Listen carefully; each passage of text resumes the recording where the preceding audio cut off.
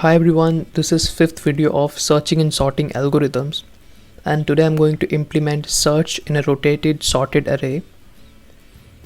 And in this question the array was sorted initially and then it has been rotated from a pivot. So the numbers from 4, 5, 6, 7 has been moved to the left hand side, and this is also known as a circular sorted array. Let's try to understand the logic before we actually start coding.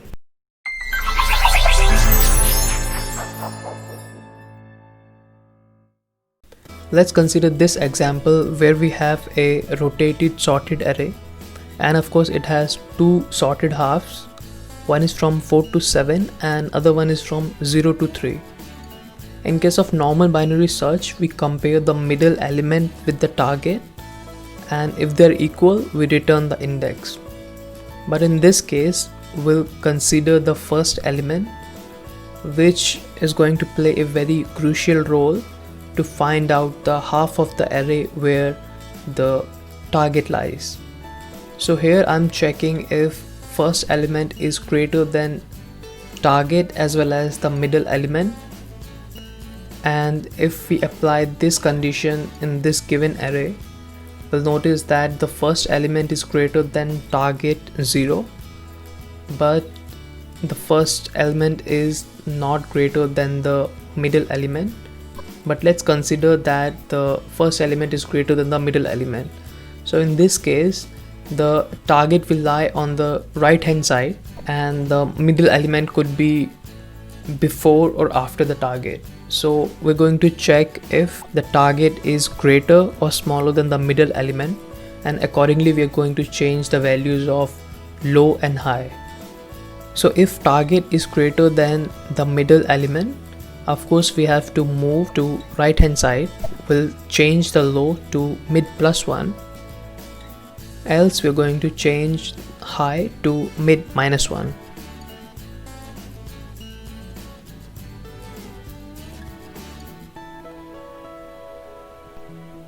We are going to apply the same condition in case the first value is less than equal to target and is less than equal to the middle element. And if we consider this case, the target will lie on the first half. So in these two cases we already know that the target lies on the first half or the second half. And if none of these conditions are satisfied, we are going to check if the first value is greater than target and it's less than the middle element. And what that means is the target lies on the first half because it's greater than the first value, and the middle element lies on the second half because it's less than the first value, which is 4. So in this case obviously we have to move to the right hand side by increasing the low to mid +1. So f is greater than equal to target and f is less than equal to m. So we have to change low to mid +1, and its middle element is going to be 4/2, which is the index 2. So here the first value is greater than target and the first value, which is 4, is also greater than the middle element, which is 1. So again we have to consider the first condition. So here the target is less than mid, so of course we have to move to the left hand side. So we'll change high to mid -1. Now the high will become same as low and we can return the index. Now there is one more condition that is missing, which is if f is less than target and f is greater than mid. And what that means is the target lies in the first half and mid lies on the second half. Let's consider that the first element is 5, and because the first element is less than the target will come after f in the first half, and because first value is greater than middle element, the middle element would be in the second half, and now the target is on the left hand side. So we have to change high to mid -1. So to solve this problem, we have to make use of these three conditions.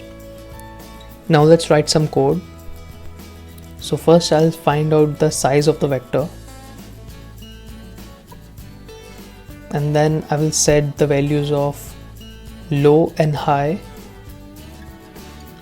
and I'm going to make use of a basic binary search loop.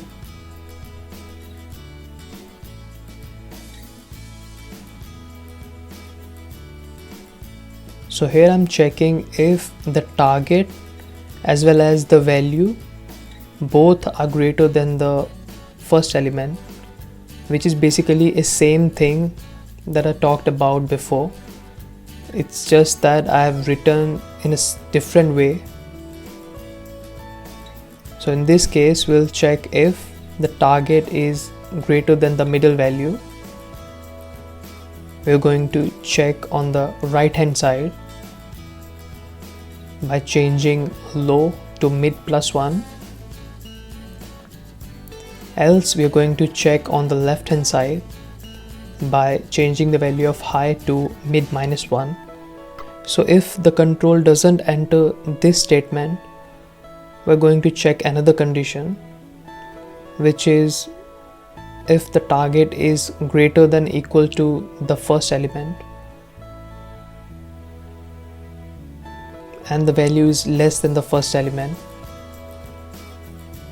We're going to check in the first half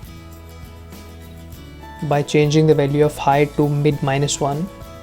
Else we're going to change low to mid +1. And of course in this case the target is less than the first element and the middle element is greater than the first element. So here I'm returning -1 in case the value of target does not exist in the array.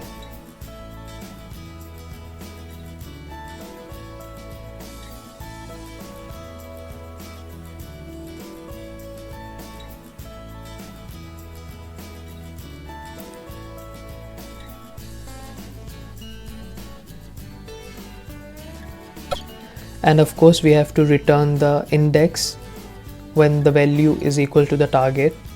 So I ran the code and I found out that I was ignoring one condition where the first value is greater than the target as well as the middle value.